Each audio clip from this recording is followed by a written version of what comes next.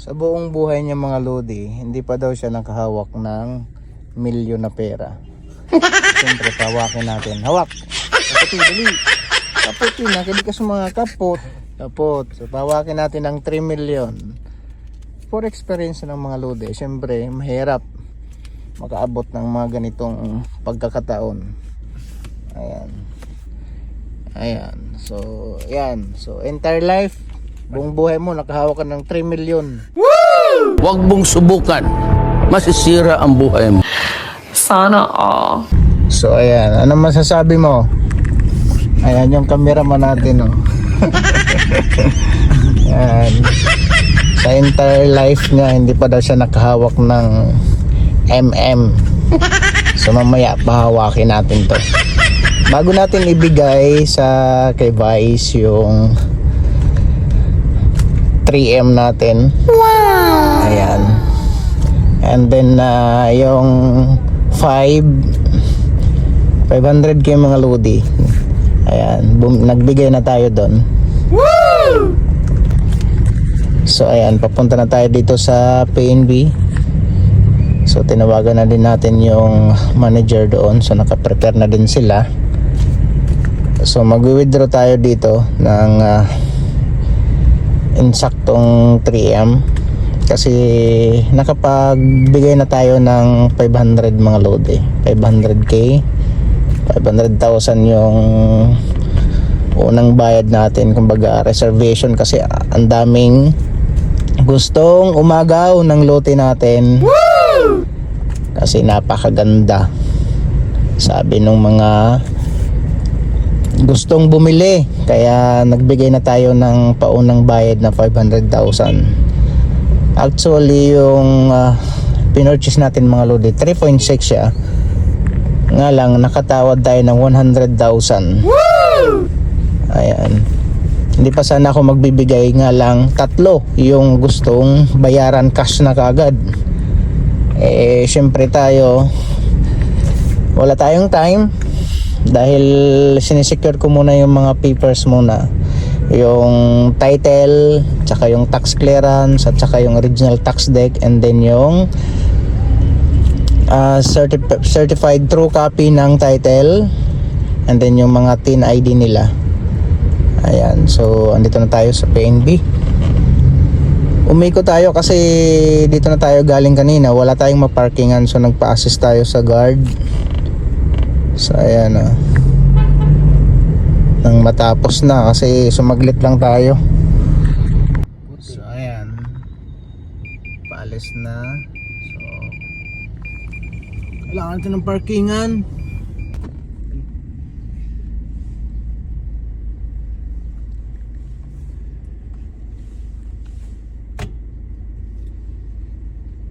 Iikot tayo kasi port ang papasok natin.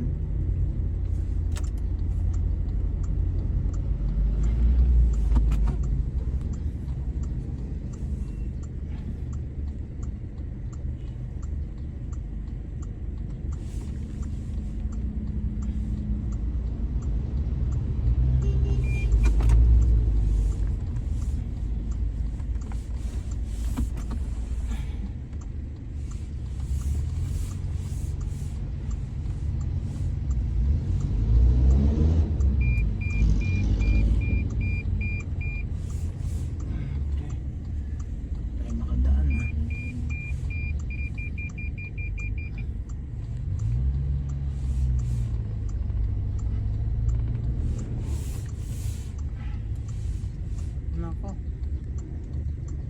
piyot, ang liit.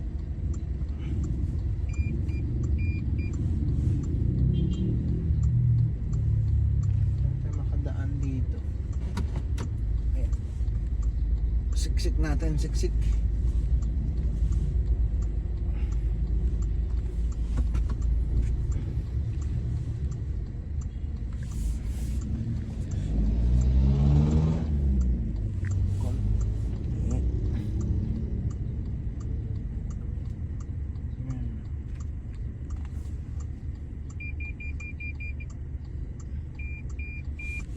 Pasok din tayo mga lodi. ayun mga Lodi, tapos na yung transaction natin dito sa PNB. Na yung ano natin, tingnan natin. So ito yung ibabayad natin doon kay Vice sa binili natin na lupa. So nakapagbigay na tayo ng 500,000. So nakatawad tayo ng 100,000 sa kanya kasi 3.6 dapat. Nakapagbigay na tayo ng 500,000. So yun mga Lodi, tapos na tayo dito sa PNB. Ayan, so papunta na tayo doon sa attorney para mag-execute ng deed of sale. Kunin natin yung original na title niya, and then yung tax declaration na original, and then yung tax clearance, and then yung improvement, and then yung mga TIN ID nila. Tingnan mo. Uy. Ayan, so ayan. Lagay lang natin dito. Ayan, kinumpres lahat. Tingnan natin ang laman.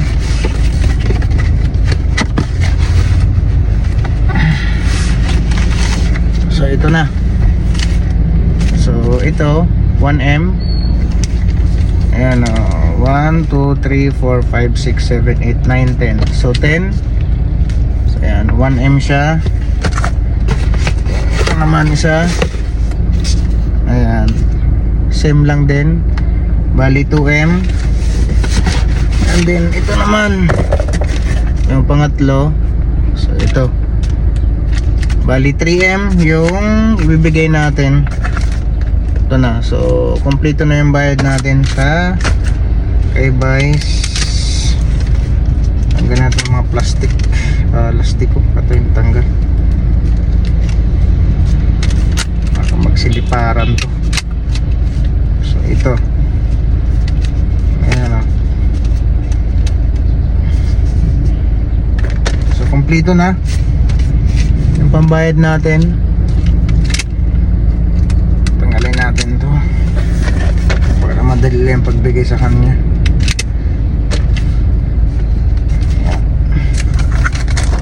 Ito lahat.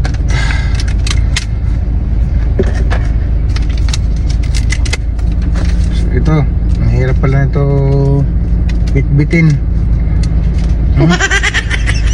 Naku, ano na pagdala nito? Ito, yung 3M natin mga Lodi, ibibigay natin kay Vice Mayor. So congrats mga Lodi, meron na tayong lot na purchase. So tara, let's go.